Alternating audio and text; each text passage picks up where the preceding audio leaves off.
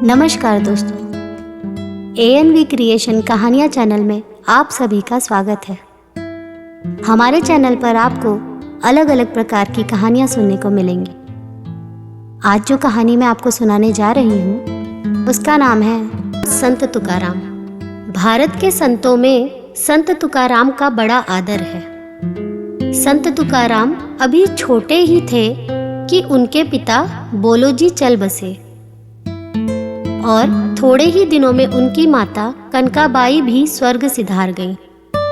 उनके बड़े भाई भी घर बार छोड़कर तीर्थ करने निकल गए। परिवार का सारा भार संत तुकाराम के कंधों पर आ पड़ा।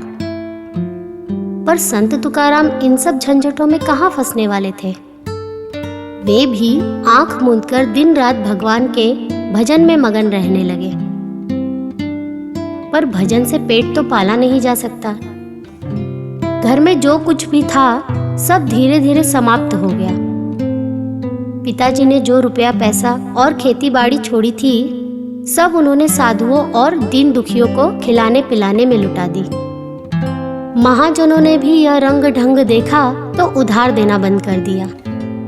जो दुकान चलती थी वह ठप हो गई। यहाँ तक कि कई दिनों तक घर में चूल्हा भी ठंडा पड़ा रहने लगा।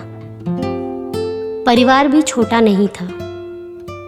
2 पत्नियां रखुमाई और जिजाई, एक बच्चा, छोटा भाई और बहन, ये सबके सब तुकाराम के भरोसे जी रहे थे।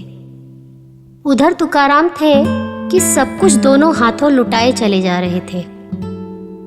जो थोड़ी बहुत खेती बची थी वह भी भगवान के भरोसे चल रही थी। उसमें जो कुछ साग पात होता वह भी साधुओं में बट जाता था। एक बार खेत में ईख की फसल हुई। तुकाराम ने ईख काटी और बोझ बांधकर सिर पर लेकर बेचने चल दिए। ईख बिकती तो कुछ पैसे हाथ लगते, घर वालों के मुंह में दाना पड़ता, पर बीच में ही बहुत से छोटे छोटे बच्चे ईख के लिए मचल पड़े। फिर क्या था, बच्चे तो उनके गोपाल कृष्ण थे। उन्होंने झट उन बच्चों को एक एक ईख निकालकर दे दी और बच्चे हंसते खेलते ईख चूसते चले गए। ईखों के बट चुकने पर एक ईख उनके पास बची रही।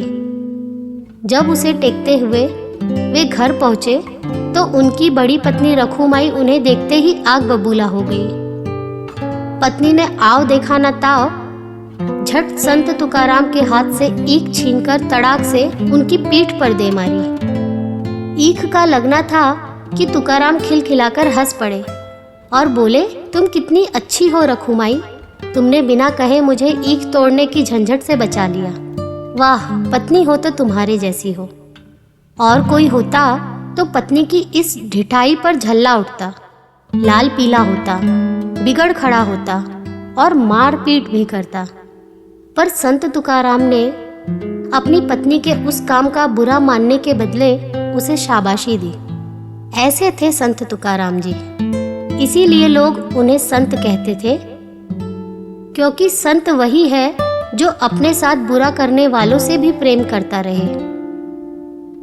संत तुकाराम जी पंढरपुर के विठोबा यानी कि विट्ठल के बड़े भक्त थे। इनका जन्म पुणे से 20 किलोमीटर दूर देहू नाम के गांव में हुआ था। उन्होंने बहुत से अभंग लिखे हैं। उनमें विट्ठल को वैसी ही लगन और तड़पन के साथ स्मरण किया है जैसे मीरा ने कृष्ण को।